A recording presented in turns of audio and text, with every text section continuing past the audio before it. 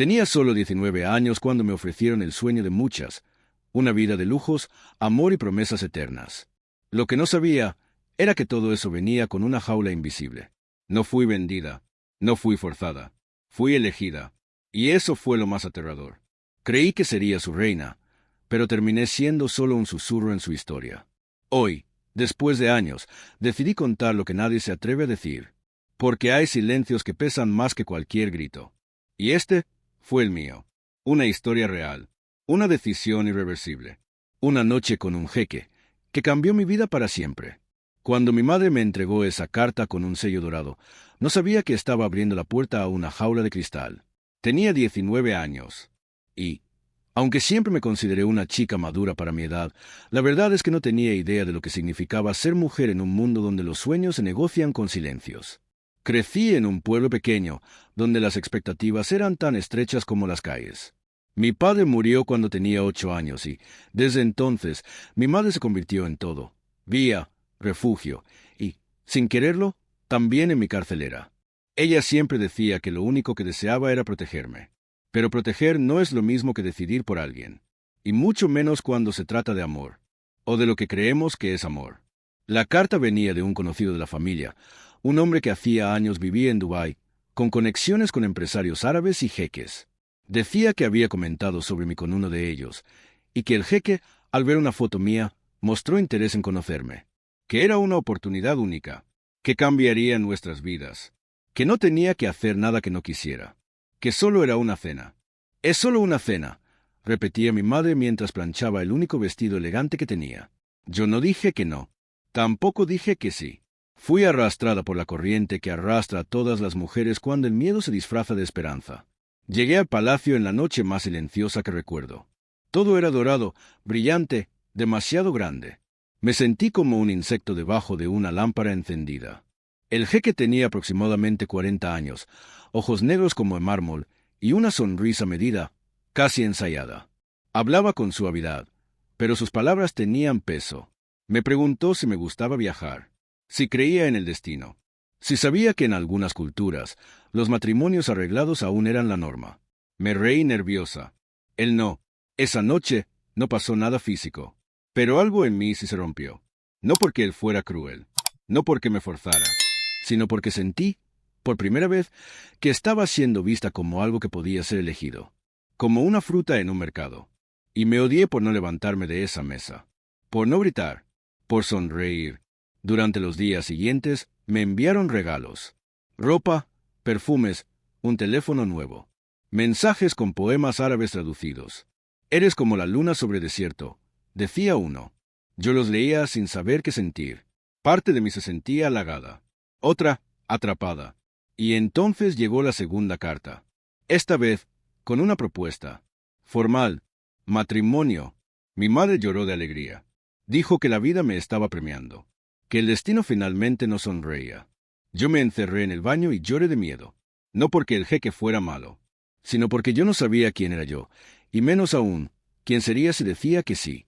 Mis amigas no sabían nada. Mi mundo se volvió un secreto con paredes de oro. Acepté seguir conociéndolo, más por presión que por deseo. Empezamos a tener videollamadas. Él era encantador, culto, hablaba 5 idiomas, conocía París, Londres, Nueva York. Yo nunca había salido del país. Me sentía pequeña, tonta, pero cuando hablábamos, él me hacía sentir especial, escuchada, como si de verdad le importara lo que pensaba. Me preguntaba por mis sueños, por mis libros favoritos, por mi música. Y en ese espacio digital, lejos de las luces del palacio, empecé a sentir algo parecido al cariño. Pero el cariño no es amor, y menos aún cuando es condicionado. Un día, me dijo que me había enviado un pasaje, que quería que lo visitara, esta vez por una semana, que quería mostrarme su mundo. Dijo que no debía tener miedo, que todo estaba bajo control. Mi madre hizo las maletas por mí. Yo solo me dejé llevar. El segundo viaje fue diferente. Esta vez, la habitación ya no era de invitada. Había una cama grande, pétalos en el suelo y una caja de terciopelo rojo sobre la almohada. Dentro, un anillo, no uno de compromiso, uno de pertenencia, como si marcara territorio. La noche fue larga, no porque sucediera algo que yo no consintiera, sino porque, En el fondo, yo ya no sabía si lo que hacía era elección o resignación. Su voz era suave, sus gestos delicados. Pero mi cuerpo no respondía. Estaba ahí, pero al mismo tiempo lejos, como si me observara desde fuera. Cuando desperté, él ya no estaba. En su lugar, una nota: gracias por confiar. Hoy empieza todo. Y yo no sabía si quería que empezara. Volví a casa con 1000 pensamientos enredados. Mi madre me abrazó como si ya fuera una princesa, pero yo me sentía vacía, como si alguien hubiera sacado mis entrañas y me hubiera dejado solo la apariencia. Esa noche me miré al espejo. No reconocí a la chica que me devolvía la mirada. Tenía los mismos ojos, pero ya no brillaban. Tenía la misma boca, pero ya no hablaba. Tenía solo 19 años, y ya sentía que había vivido una vida entera, sin haberle elegido. Volví a hablar con él 3 días después. Su voz sonaba igual, pero algo en mí había cambiado. Ya no era la chica curiosa, entusiasmada, con las mejillas encendidas al escuchar su acento. Era alguien que comenzaba a hacerse preguntas. Y eso, en su mundo, era peligroso. ¿Te sentiste bien en mi casa?, me preguntó. Yo dudé. Las palabras se atascaban en la garganta como piedras. Dije que sí, que todo había sido perfecto. Mentí, y él lo supo. ¿Segura?, insistió, con una calma que me heló los huesos. Pareces distante. Estoy cansada, respondí. Y él, sin discutir, cambió de tema. Pero yo sabía. Sabía que había notado mi desconexión. Y eso, de alguna forma, lo inquietó. En los días que siguieron, los mensajes se volvieron más constantes. Cada mañana, un «buenos días, mi luna». Cada noche, un «duerme pensando en mí». Me enviaba fotos de su rutina, de su té, de su jardín, de sus libros. Quería que me sintiera parte de su mundo. Quería poseerme emocionalmente. Yo trataba de responder con amabilidad, pero lo que antes me parecía tierno, ahora me parecía vigilancia. Su atención me pesaba. Su afecto me asfixiaba. Una tarde, decidí salir con mis amigas. Solo al cine. Nada especial. Publiqué una historia riéndome con ellas, con una pizza gigante frente a nosotras. En menos de 10 minutos, me llegó un mensaje suyo. Eso es lo que haces cuando no respondes mis llamadas. Sentí un golpe seco en el estómago. Le dije que estaba ocupada, que solo era una salida con amigas. Él me respondió con un audio largo, en el que hablaba de respeto, de compromiso, de cómo en su cultura esas cosas no se tomaban a la ligera, que una mujer comprometida no salía de noche sin avisar. No discutí, pero por dentro algo se quebró más. Esa noche no dormí. Me pregunté qué estaba haciendo, si esto era lo que quería, si era amor o solo una confusión adornada de promesas. Pero cuando salía al patio y miraba a mi madre dormida, con esa expresión de paz que no le veía desde que papá murió, me sentía culpable. Porque ella creía que yo estaba siendo salvada, que el jeque era la respuesta a todas nuestras súplicas, que por fin alguien iba a tratarme como una reina. Pero yo no quería ser reina. Yo quería ser libre. La siguiente llamada fue diferente. Él estaba tenso. Me preguntó si lo quería, si de verdad me imaginaba una vida a su lado. Yo me congelé. No porque no tuviera respuesta, sino porque la única que tenía no era la que él quería oír. Le dije que necesitaba tiempo. Silencio. Dijo que lo entendía, pero su voz temblaba. Esa misma noche, llegó otro paquete a mi casa.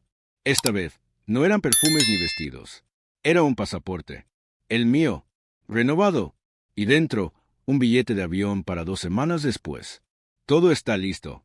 Tu futuro te espera, decía la nota. Me senté en la cama, con el corazón palpitando como un tambor en guerra. El papel temblaba en mis manos. Y por primera vez en mucho tiempo, quise decir no. No, no quiero esto. No quiero seguir. Pero, ¿cómo le dices no a alguien que lo tiene todo? ¿Cómo le dices no a tu madre, que vendió su tranquilidad por tu promesa? ¿Cómo le dices no a un futuro que, para todos, es perfecto? Pasaron los días, y yo callaba. Respondía con monosílabos. Me volví una sombra en mi propia historia. El día del vuelo se acercaba como una ola gigante, imparable. Y entonces, ocurrió algo inesperado. Un día antes de volar, él me envió una videollamada. Yo estaba en mi cuarto, con la maleta aún sin hacer. Atendí. Él estaba en lo alto de una terraza, con el desierto al fondo. Vestía de blanco. Parecía una postal. Me miró y me dijo, no vengas si no lo sientes. No necesito una esposa que me tema. Necesito una mujer que me mire como si el mundo se detuviera. Guardé silencio. Me temblaban los labios. Entonces él sonrió, una sonrisa pequeña, triste. Pero si decides no venir, nunca más podrás volver a buscarme. Colgó, y con ese clic final, se quebró todo lo que sostenía mi mentira. Esa noche, no dormí. Caminé descalza por la casa. Lloré en la cocina. Me miré al espejo por horas. Y por primera vez, me pregunté, ¿quién soy yo si no soy la elegida por un jeque? La mañana siguiente, mi madre me encontró sentada en el porche, con el pasaporte en las manos y los ojos secos. Le dije que no iba, que no podía, que no quería. Ella no dijo nada. Solo me miró largo rato. Y se fue a su cuarto. Escuché cómo cerraba la puerta. Y el sonido fue como un adiós. La casa se volvió un desierto. No por el calor, sino por la ausencia de palabras. Mi madre dejó de hablarme. Me servía la comida sin mirarme a los ojos. Y cuando lo hacía, había una mezcla de decepción y dolor que me clavaba como alfileres invisibles. Yo no era la hija que ella había imaginado. Yo había renunciado al futuro que la sacaría de sus rutinas grises. Y eso, en su mirada, era traición. Pasaron semanas. Apagué el celular durante días, con miedo de recibir otro mensaje suyo. Pensaba que insistiría, que vendría a buscarme, que su orgullo no permitiría un no tan frío. Pero no, él desapareció, como si nunca hubiera estado, como si yo fuera solo una posibilidad descartada. Esa indiferencia me dolió más que cualquier amenaza, porque en el fondo yo aún esperaba algo, tal vez una palabra, un cierre, una pelea, pero no vino nada, solo silencio. Intenté retomar mi vida. Me inscribí en un curso de fotografía. Salía por las tardes con una cámara prestada, buscando rostros, escenas, historias. Necesitaba observar algo que no fuera yo misma. Necesitaba mirar sin ser mirada. Y entonces, una tarde cualquiera, mientras fotografiaba una calle antigua, alguien me tocó el hombro. Me giré bruscamente. Era un hombre joven, de unos 30 años, con barba recortada y ojos intensos. Disculpa, ¿te molesta si te hago una pregunta? Me dijo con acento árabe, pero claro. Asentí, aún con el corazón latiendo fuerte. ¿Tú eres Amina? El mundo se me cayó en los pies. No había escuchado ese nombre en semanas. Ese no era mi nombre real, era el que él usaba para referirse a mí. Un juego íntimo entre nosotros. Un nombre que solo él conocía. ¿Quién eres? Pregunté, retrocediendo. Trabajo para él. Me pidió que te buscara. Está aquí, en tu ciudad. Me sentí mareada. Tragué saliva.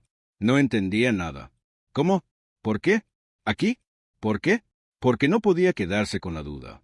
Porque quiere verte. Solo una vez. Quise decir que no. Que ya era tarde. Que mi vida estaba tomando otro rumbo. Pero mis piernas no obedecían. Y en mi pecho, algo, no sé si era miedo, deseo, nostalgia, comenzó a latir con fuerza. Acepté. Nos encontramos esa misma noche, en un hotel discreto a las afueras. No un palacio, no luces doradas. Una habitación simple. Y él, vestido como cualquier hombre común. Sin escoltas, sin joyas, sin trono. Cuando lo vi, algo se quebró dentro de mí. No porque lo extrañara, sino porque en ese momento entendí que había sido real. Que lo que sentí, aunque confuso, también fue de verdad. «Te ves diferente», dijo él. «Más tú». No supe si era un cumplido o una despedida. Nos sentamos. No nos tocamos. Solo hablamos. No vine a insistir. Solo vine a entender. ¿Entender qué? ¿Por qué me dijiste que no? Sin explicarme. Suspiré. No había una sola razón. Había miles. Pero le di la más simple. Porque tenía miedo de perderme. Él asintió lentamente. Como si eso le doliera y al mismo tiempo le aliviara. Yo tampoco quería perderme, dijo. Pero quizás, para estar conmigo, uno tiene que desaparecer un poco. Nos quedamos en silencio. Y entonces vino la primera reviravolta. «Estoy comprometido», dijo de pronto. «La boda es en 3 meses». No esperé esa frase. Me cortó el aire. Como si, de repente, todo lo que vivimos hubiera sido solo un ensayo para algo mayor. Algo que nunca incluiría mi nombre. «¿Entonces para qué viniste?», pregunté con la voz rota. «Para cerrarlo bien. Para no llevar fantasmas al altar».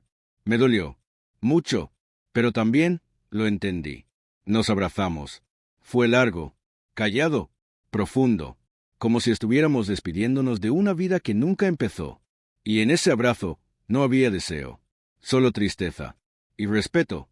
Esa noche caminé sola por las calles de mi ciudad.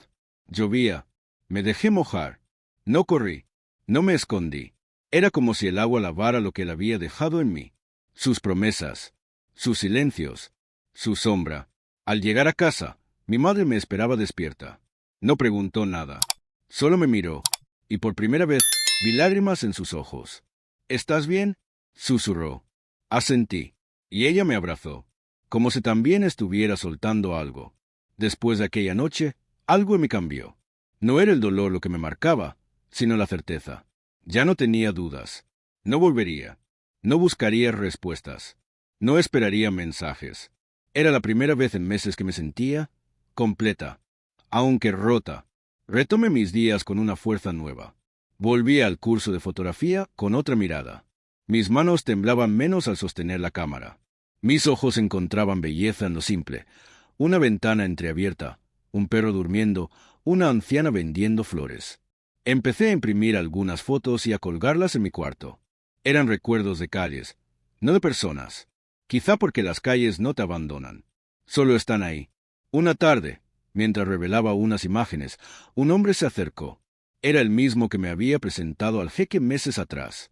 Lo llamábamos Samir. Había sido el puente, el que organizaba, el que conectaba culturas. Como solía decir con orgullo.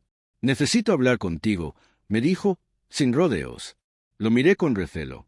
No quería volver a ese mundo. «Ya no tengo nada que ver con eso, Samir.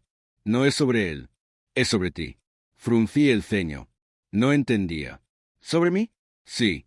Quiero ofrecerte algo. Un trabajo. Me reí. Pensé que era una broma de mal gusto. ¿Un trabajo? ¿De qué? Tú tienes algo especial. Esa mezcla de inocencia y fuerza. Los ojos de alguien que ha visto demasiado para su edad. Quiero que seas guía para otras chicas. Para las que vienen del interior, como tú. Para que no se pierdan. Para que no caigan donde tú caíste. Me quedé en silencio. Era una oferta inesperada. Casi absurda. Pero también extrañamente lógica. Yo conocía ese camino. Conocía las señales. Podía verlas desde lejos. ¿Quieres que las cuide? Quiero que las entiendas. Que las acompañes. Que seas la que yo no fui para ti. Esa frase me tocó. Porque era verdad. Samir me había arrojado a una historia sin redes. Y ahora parecía arrepentido. Acepté. No por él, ni por el dinero, sino porque algo en mí necesitaba resignificar lo vivido. Comencé acompañando a chicas jóvenes que llegaban a la ciudad buscando oportunidades. Las ayudaba a adaptarse, les hablaba de los riesgos, de los contratos en letra pequeña, de los silencios que duelen. Me convertí en lo que necesitaba cuando tenía 19. Una de ellas se llamaba Laila. Tenía apenas 17 años, sonrisa fácil y una confianza que me asustaba. Soñaba con ser actriz, y creía que cualquier puerta abierta era una bendición. Me vi en ella. Supe que debía protegerla. Tienes que saber cuándo decir no, le dije un día. Y tienes que saber que no todo lo que brilla es promesa. ¿Y tú? ¿Supiste decir no a tiempo? Esa pregunta me golpeó. No respondí. Solo bajé la mirada, porque aún no sabía si lo mío fue un no a tiempo o demasiado tarde. Con el tiempo, Laila comenzó a cambiar. Se volvió más cauta, más observadora. Me agradecía cada consejo. Decía que yo le había salvado más de una vez. Eso me daba paz. Una paz diferente. No una que viene de los aplausos, sino de saber que el dolor no fue en vano. Un día, recibí un sobre sin remitente. Dentro, una foto. Era una mujer con velo blanco, tomada desde lejos. Y al fondo, un palacio. No había texto, ni firma, solo la imagen. Y supe, sin necesidad de palabras, que era la boda, que él había cumplido su promesa, que su mundo seguía sin mí. Guardé la foto en una caja, no para recordarlo, sino para no olvidar quién fui. Porque a veces, cuando la vida avanza, uno corre el riesgo de olvidar las cicatrices que nos formaron. Y fue entonces cuando la segunda reviravolta llegó. Una noche, muy tarde, Laila tocó mi puerta. Temblaba. Sus ojos estaban rojos. Me siguieron, dijo. No sé quiénes son, pero creo que saben que hablo contigo. Me dijeron cosas raras. Que deje de preguntar. Que no me meta. Mi cuerpo se tensó. La tomé del brazo y la hice entrar. Cerré todas las ventanas. Mi mente corría. ¿Quién? ¿Por qué? ¿Qué preguntaste, Laila? Ella dudó. Luego bajó la voz. Sobre ti. Sobre el jeque. Quería entender por qué una historia como la tuya no aparece en ningún lado. Quise buscar. Y encontré cosas. Pero también puertas cerradas. Sentí el aire escaparse de mis pulmones. ¿Qué cosas? Nada claro. Pero alguien no quiere que se sepa que estuviste cerca de él. Es como si tu nombre hubiera sido borrado. Ese momento me congeló, porque entendí que lo que viví no solo fue íntimo, fue parte de algo más grande, algo que debía quedar en silencio. Prométeme que no seguirás buscando, le pedí. Pero, promételo. Ella asintió, aunque sus ojos decían lo contrario. Esa noche, no dormí. Recordé cada palabra, cada gesto, cada vacío. Y supe que mi historia no era solo mía. Que alguien, en algún lugar, había decidido que yo era mejor olvidada. Desde entonces, viví con una sombra nueva. No era el recuerdo de él, ni la culpa. Era otra cosa. Una sensación constante de estar siendo observada. Como si alguien, en algún lugar, tomara nota de cada paso que daba. Cambié mis rutas. Dejé de usar las redes sociales. Evitaba hablar con desconocidos. Me convertí en alguien cautelosa. Demasiado joven para ser tan desconfiada. Laila ya no volvió a mencionar lo sucedido. Pero noté en ella una tristeza que antes no tenía. Algo se había roto en su confianza en el mundo. Y yo, sin quererlo, había sido la chispa. Una tarde, mientras revisaba mis correos, encontré uno extraño. Venía de una dirección sin nombre, solo números. En el asunto decía, pensaste que había terminado, ¿verdad? Mi cuerpo se congeló. Abrí el mensaje. No tenía texto, solo un enlace. Dudé por minutos, pero la curiosidad fue más fuerte. Hice clic. Era un vídeo, un montaje de imágenes, todas mías, algunas recientes, otras de hace meses, algunas que yo misma no recordaba haber tomado.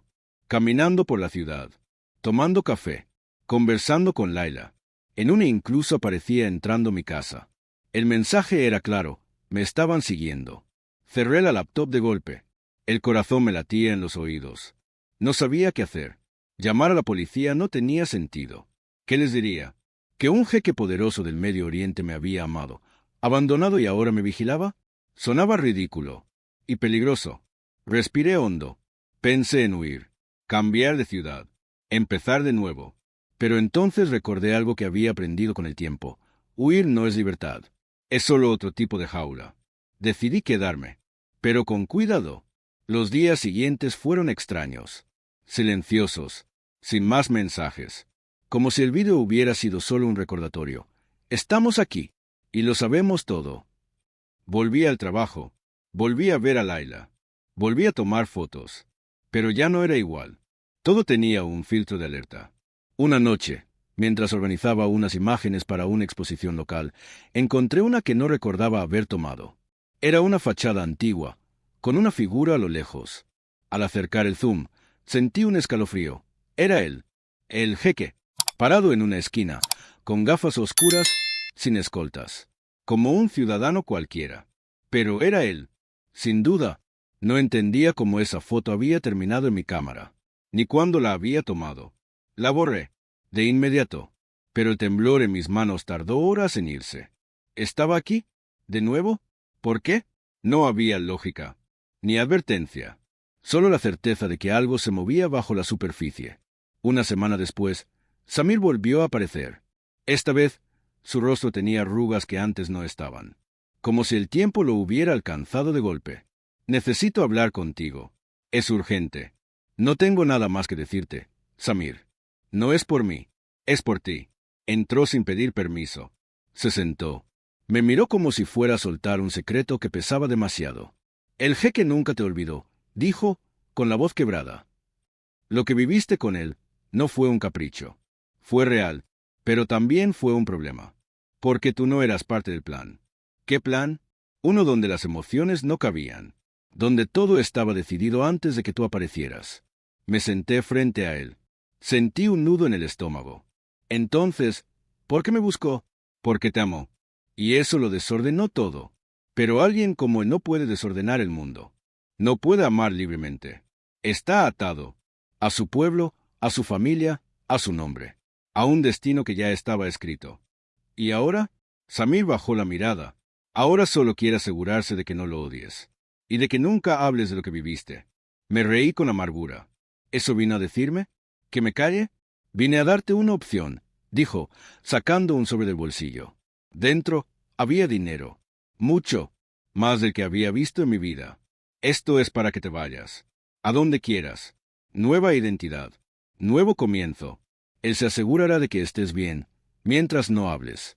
Me quedé en silencio, mirando ese sobre. Era pesado, literal y simbólicamente. ¿Y si no lo acepto? Samir me miró, y por primera vez no vi simpatía en sus ojos.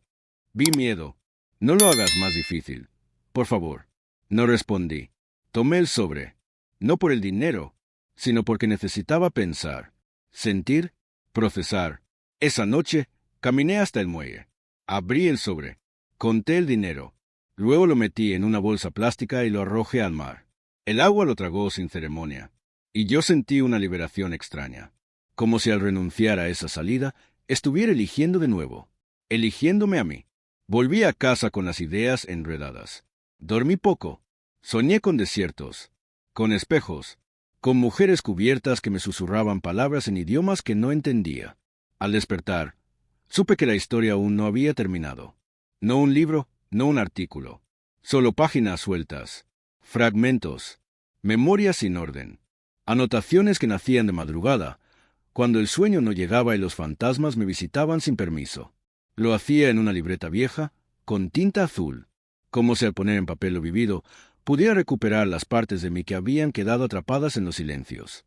Escribir se volvió una necesidad, no para denunciar, no para vengarme, sino para entenderme, para coserme desde dentro. Y fue en ese proceso que descubrí algo, que lo que viví no era tan único como creía, que otras mujeres, en otras latitudes, también habían sido elegidas, mimadas, silenciadas. Historias parecidas, siempre en voz baja, siempre envueltas en misterio. Una noche, mientras buscaba referencias para un proyecto fotográfico, tropecé con un blog. Tenía apenas 2 entradas, mal escritas, anónimas, pero una de ellas me heló la sangre. Describía un palacio en Dubái, los jardines, los pasillos, y una cena con un jeque de ojos negros y sonrisa medida. No firmaba con nombre. Solo decía, no fui la primera, tampoco la última, pero sí fui real. Leí y releí esa frase como un mantra. Entonces decidí escribirle. Dejé un comentario breve. No con detalles, no con mi nombre. Solo una frase. También me vio. También me dejó. No esperaba respuesta. Pero llegó. Un correo. Anónimo. Solo decía, ¿dónde estás? Tenemos que hablar. Dudé, pero respondí. Lo que siguió fue una cadena de correos en clave. Nos contábamos partes. Ella vivía en Europa. Tenía ahora casi 30, y su historia era un espejo de la mía. Aunque en su caso, el final fue distinto. Ella se casó, pero solo por 6 meses. Luego, escapó. Dijo que vivía con miedo, que había cosas que no podía contar por seguridad, que había visto lo que pasaba cuando alguien rompía el pacto de silencio. Ellos no te amenazan. Te borran, escribió. Y ahí entendí por qué me sentía invisible. No era casualidad. Era diseño. Pensé en Laila, en cómo había intentado indagar, en el miedo que le despertaron. Todo encajaba. Estábamos dentro de algo más grande, algo que funcionaba a la perfección, porque nadie lo veía completo. Pasaron los días, y la escritura se convirtió en confesión. Mis textos se hicieron más personales, más crudos. Los guardaba como si fueran reliquias. Sabía que algún día alguien debía leerlos. No por mí, sino por todas las que no pudieron hablar. Pero entonces ocurrió algo que no esperaba. Un domingo por la tarde, mientras caminaba por un parque cercano, vi a un hombre observándome. Alto, delgado, con lentes oscuros. Al principio no le di importancia, pero lo vi 2 veces más esa semana. Mismo lugar, misma distancia, misma quietud. La tercera vez me acerqué, con el corazón golpeando fuerte en el pecho. ¿Me estás siguiendo?, pregunté, firme. El hombre no respondió. Solo extendió un sobre. No lo tomé. ¿Qué es esto? Una invitación, dijo. ¿De quién? De alguien que aún cree que lo tuyo no fue una decisión, sino un impulso. Me quedé en silencio. La frase era precisa, dolorosa. ¿Aún creía él que yo no lo había pensado? ¿Que fue miedo y no convicción? Tomé el sobre. Lo abrí en casa. Era una carta, manuscrita, con su letra. Han pasado 2 años. No hay un día en que no me pregunte si habría sido diferente si hubieras dicho sí. No por mí, por ti, porque hay algo que nunca supe cómo decirte, y quizás ahora es tarde. Pero necesito que lo sepas. Leí la carta varias veces. No revelaba nada concreto. Solo emociones. Culpa, melancolía, un intento de reconstruir algo que nunca tuvo cimientos. Lo más extraño vino al final. Si aún quieres respuestas, estaré en Lisboa el 14 de octubre. Solo por una noche, en el lugar donde miramos la luna aquella vez. Nunca habíamos estado en Lisboa. Nunca habíamos mirado la luna juntos. No entendí. Era un código. Una prueba. Busqué vuelos. Miré el calendario. Faltaban 3 semanas. Dudé. ¿Era una trampa? ¿Una despedida? ¿Una disculpa? No sabía. Pero dentro de mí, algo ardía. Quizás no por él, sino por mí. Porque después de todo lo vivido, lo callado, lo temido, merecía saber. Mínimo eso. Y entonces supe que iría. No por amor. Por cierre. Por fin. Lisboa tenía ese aire de postal vieja. Las calles empedradas, las fachadas cubiertas de azulejos, los tranvías amarillos que parecían susurrar historias al pasar. Llegué en la mañana, con una mochila ligera y el corazón en la garganta. No sabía si él aparecería. No sabía si yo misma quería que apareciera. Busqué un hotel discreto en el centro. Me duché, me cambié de ropa y salí sin rumbo, solo para caminar. Miraba los rostros, los balcones, los gatos durmiendo al sol. Todo parecía suspendido, como si el tiempo esperara que algo importante ocurriera, como si la ciudad supiera. Al atardecer, me dirigí al lugar indicado en la carta. No había dirección exacta, solo una pista, donde miramos la luna. Y entonces lo recordé. En aquella primera videollamada, cuando me mostró la terraza con vista al desierto, me preguntó si alguna vez había estado en el mirador de Santa Lucía. Me lo describió como uno de sus lugares favoritos del mundo. Dijo que allí la luna parecía más cercana, que algún día quería estar ahí conmigo. No como jeque, sino como hombre. Tomé un taxi. Llegué justo cuando el sol comenzaba a morir. El mirador estaba casi vacío. 2 turistas tomaban fotos, una pareja se abrazaba en silencio, y un músico callejero afinaba su guitarra. Me senté en un banco de piedra, cerca de la baranda. Esperé. Pasaron 15 minutos. Luego 30. Comencé a sentirme ridícula. ¿Y si todo era una ilusión? ¿Un juego más? ¿Una forma retorcida de tener el control? Y entonces lo vi. Venía caminando solo, con paso lento. Vestía ropa sencilla, jeans, una camisa blanca y una chaqueta de lino. Sin escoltas, sin anillos, sin máscaras. Nos miramos largo rato, sin acercarnos. Cuando finalmente lo hizo, se sentó a mi lado. No dijo nada al principio. Solo suspiró. No sabía si vendrías, murmuró. Yo tampoco. Silencio. Largo. Casi incómodo. Pareces más fuerte, dijo. Lo soy. Asintió, como si lo supiera, como si lo esperara. No te cité aquí para pedir perdón, continuó. Sé que hay cosas que no se pueden limpiar. No con palabras, no con flores, ni con cartas. Entonces, ¿por qué estoy aquí? Se giró, me miró a los ojos. Sus pupilas parecían menos duras, menos oscuras, porque necesitaba verte sin miedo, y que tú me vieras sin armadura. Volví la mirada al horizonte. Las luces comenzaban a encenderse en los tejados. ¿Y qué esperas que cambie con eso? Nada, dijo, sin dudar. Solo, quería que supieras algo que nunca tuve el valor de decirte. ¿Qué cosa? Volvió a mirar al frente, como si le doliera decirlo. Tú ibas a ser mi esposa. Mi respiración se detuvo un instante, antes o después de la otra, antes de todas. Mi estómago se encogió. Entonces, ¿qué pasó? Mi padre enfermó. Las presiones políticas aumentaron. Mi familia necesitaba una alianza. Tú no eras parte de ese acuerdo. No tenía opción. Siempre hay opción. No para alguien como yo. Me giré hacia él. Mi voz temblaba, pero salía firme. ¿Y yo qué era entonces? ¿Un ensayo?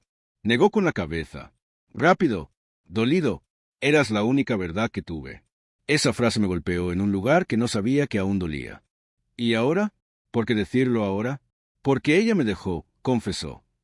Hace un año. No por ti. Por todo. Por lo mismo que tú. Por no poder respirar. Sentí una punzada en el pecho. No de esperanza.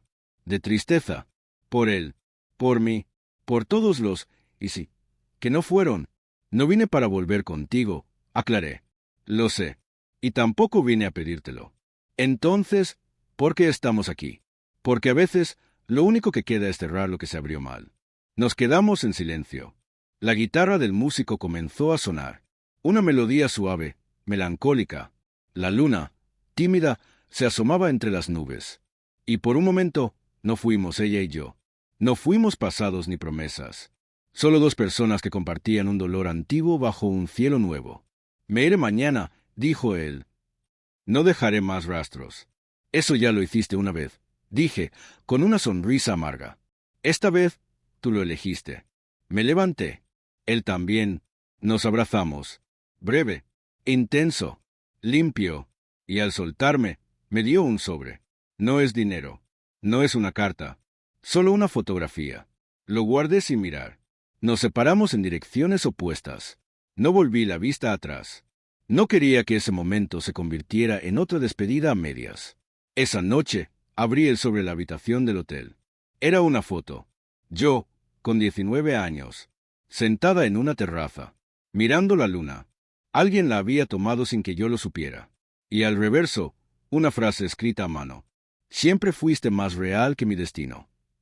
Volví a casa como quien regresa de una guerra que nadie supo que existió. Lisboa se quedó atrás, junto con la última mirada de alguien que fue amor y herida al mismo tiempo.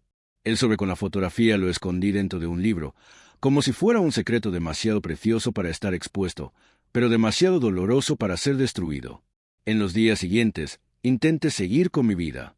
Volví a las sesiones con las chicas, retomé las clases de fotografía, incluso empecé a reír más. Pero algo en mí estaba distinto. No era tristeza. Era otra cosa, claridad. Había dejado de esperar. Y cuando uno deja de esperar, comienza realmente a vivir. Una mañana, recibí un correo de Laila. Había sido aceptada en un programa de arte en Argentina. Iba a mudarse en 2 semanas. Me agradecía por todo, por cada advertencia, cada palabra, cada abrazo. Decía que mi historia la había salvado. Le respondí con lágrimas en los ojos. No sabía si yo misma me había salvado. Pero verla volar me hacía sentir que algo de todo ese caos había valido la pena. El pasado volvió a tocar mi puerta justo cuando comencé a sentirme en paz. Un periodista local, joven, curioso, me contactó. Había escuchado rumores. Hablaba de una red de mujeres desaparecidas, de alianzas matrimoniales forzadas, de silencios pagados con oro. No sabía mi nombre, pero sí detalles que solo alguien muy cerca del centro podría haberle contado. Sé que tú sabes algo, dijo, con voz baja, casi temiendo su propia curiosidad. Quise negarlo, pero algo en su mirada me hizo confiar. ¿Qué harías si supieras toda la verdad? La contaría, pero sin poner a nadie en peligro. Eso es imposible, respondí. Nos citamos en un café, días después. Llevé conmigo una copia de algunas cartas, algunas fotos y un texto que había escrito para mí, pero que ahora me urgía liberar. Era mi versión, mi voz. No quería más interpretaciones. No puedes publicar nada de esto con mi nombre, le advertí. Nunca lo haría. Y si en algún momento te piden que calles, lo haces. Porque hay vidas en juego. No es solo una historia. Asintió. Me dio su palabra. Le entregué el sobre. Y ahí comenzó la tercera reviravolta. Un mes después, apareció un reportaje en una revista internacional. El precio del silencio. Confesiones de una mujer que amó a un príncipe invisible. No me nombraba, pero era mi historia. Era nuestra historia. Las reacciones fueron inmediatas. En redes, en foros, en círculos cerrados. Unos llamaban a la protagonista valiente. Otros, mentirosa. Algunos decían que era una historia romántica. Otros, una denuncia encubierta. Pero lo que más me sorprendió fue otro mensaje. Esta vez, directo a mi correo. Venía con un remitente cifrado. Solo decía, Hay cosas que nunca debiste contar. No había amenazas. Solo esa frase, fría, cortante. Decidí ignorarlo, hasta que vi la noticia en la televisión. Un accidente en Dubái. Un coche oficial.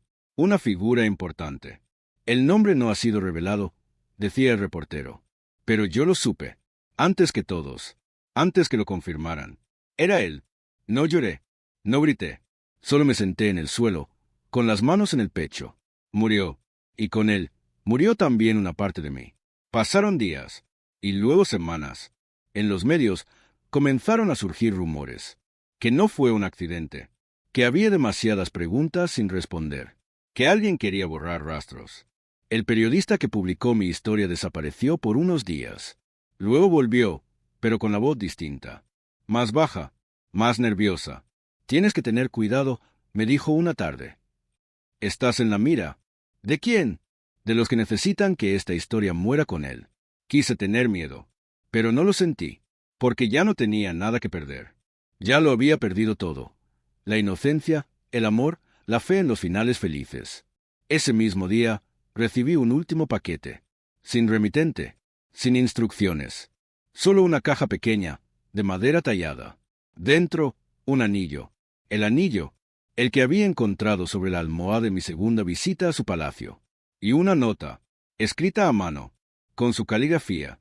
Si estás leyendo esto, es porque ya no estoy. No quiero que me recuerdes como lo que fui, sino como lo que intenté ser contigo. No pude cambiar mi mundo, pero tú cambiaste el mío. Me quedé ahí, en silencio, sosteniendo ese fragmento de una vida que nunca fue mía por completo. No lloré, no esta vez, porque a veces el llanto no sale, solo arde por dentro. Y entonces entendí. No todos los amores están destinados a durar. Algunos existen solo para enseñarnos a decir adiós. Tras recibir aquel anillo, no volví a salir durante días. Dejé que el tiempo pasara por encima de mí, como una ola silenciosa. Desconecté el teléfono, cerré las cortinas y viví a base de café tibio y pensamientos largos. No era tristeza. Era algo más denso, más difícil de nombrar, un duelo sin cuerpo. ¿Por qué? ¿Cómo se entierra a alguien que nunca fue del todo tuyo? Afuera, el mundo seguía su curso. El escándalo mediático se apagaba poco a poco, como suelen apagarse las cosas en este siglo. Un nuevo conflicto, una celebridad embarazada, una tormenta inusual. Todo servía para empujar mi historia al rincón del olvido. Y, sin embargo, dentro de mí, todo seguía ardiendo. Volví a escribir. Esta vez, no como desahogo, sino como reconstrucción. Empecé a relatar lo vivido con una frialdad quirúrgica, diseccionando los momentos, las decisiones, las señales que ignoré. Descubrí que escribir la verdad duele más que vivirla, porque exige que te mires sin adornos, sin excusas. Un día, me encontré frente al espejo con el anillo en la mano. Me lo probé. Encajaba perfectamente, como si siempre hubiera sido mío. Y por un segundo, imaginé otra vida, una donde sí dije sí. Donde sí viajé, donde fui su esposa, su luna, su secreto guardado. Pero esa vida, aunque posible, nunca fue mía. Y quizás por eso, me dolía tanto. Decidí retomar el proyecto que había abandonado meses atrás, una exposición fotográfica, no de paisajes, no de rostros, de heridas, imágenes abstractas, pero cargadas de simbolismo. Un vestido colgado de una rama seca, una jaula abierta en medio del mar. Una sombra proyectada sobre una cama vacía. La llamé incompletas. Y fue en ese proceso donde ocurrió algo inesperado. Una mujer, de unos 50 años, se acercó durante la inauguración. Me dijo que había reconocido algo en mis imágenes. No el estilo, no la técnica, sino la historia detrás. Tú también estuviste allá, dijo, sin darme tiempo de responder. Me quedé helada. Ella no necesitó más palabras. Se sentó conmigo. Nos quedamos hablando por horas. Se llamaba Miriam. Había sido parte del mismo círculo muchos años antes. Otra historia de promesas rotas, de silencios obligados, de amor convertido en jaula. Yo me fui antes de que me eligieran, confesó. Tuve suerte. O miedo. A veces no sé. Hablamos como hermanas. Como sobrevivientes. Descubrimos coincidencias, patrones, nombres que se repetían. No estás sola, me dijo, al despedirse. Y eso es lo que más les molesta. En los días siguientes, comencé a recibir correos de mujeres que habían asistido a la muestra. Algunas solo compartían impresiones. Otras, confesiones. Una me escribió desde Marruecos. Otra desde Bélgica. Todas diferentes. Todas, de algún modo, marcadas por el mismo esquema. Ser vistas, deseadas, contenidas y luego borradas. Decidí entonces organizar algo más íntimo. Un círculo. No público. No formal. Solo un espacio seguro para hablar. Para escribir. Para romper el silencio con manos entrelazadas. Laila me ayudó, desde Argentina. Se ofreció a coordinar sesiones virtuales. Fue ella quien propuso el nombre. Las que dijeron no.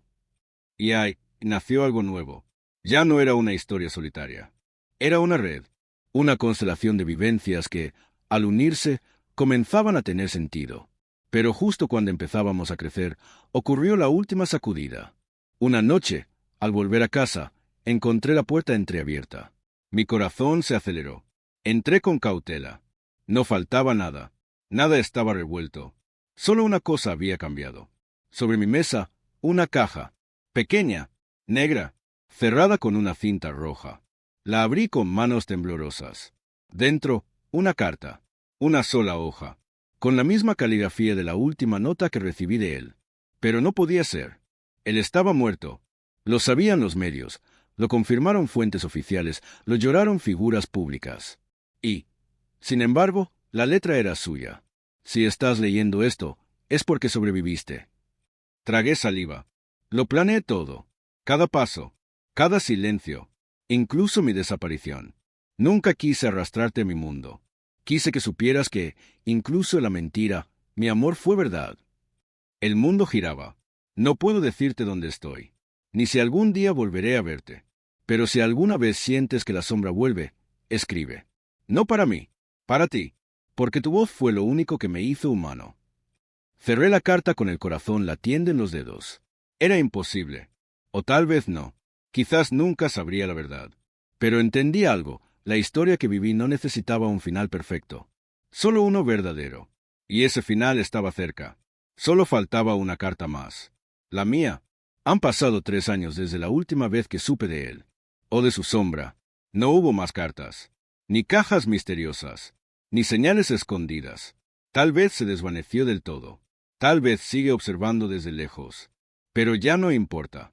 Porque lo que antes era herida, hoy es cicatriz. Y las cicatrices, aunque duelen, ya no sangran. Hoy tengo 30. Mi vida no es extraordinaria. No vivo en un palacio, no visto sedas, no recibo cartas con sellos dorados.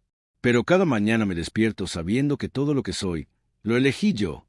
Y eso, para alguien que fue tratada como una pieza movida por otros, es un triunfo. El círculo de mujeres creció. Ahora somos más de 50. Compartimos relatos. Apoyamos a otras. Y, sobre todo, nos recordamos mutuamente que no estamos solas. Que la voz que tiembla sigue siendo voz. Que el no que llega tarde sigue siendo necesario. Una vez al año, organizamos una exposición colectiva. Usamos fotografía, pintura, escritura. Cada obra es un grito contenido. Un pedazo de lo que no pudimos decir cuando era peligroso hablar. La llamamos el grito que se contuvo para siempre. En la última edición, expuse mi historia completa. Sin nombres, sin rostros, solo palabras. La sala se llenó de personas. Al final, una joven se acercó. Tendría 17 años. Me miró en silencio, con los ojos llenos de algo que reconocí. Miedo. ¿De verdad se puede volver a empezar? Me preguntó. La miré largo rato. No quería mentirle. No se empieza de nuevo, le respondí.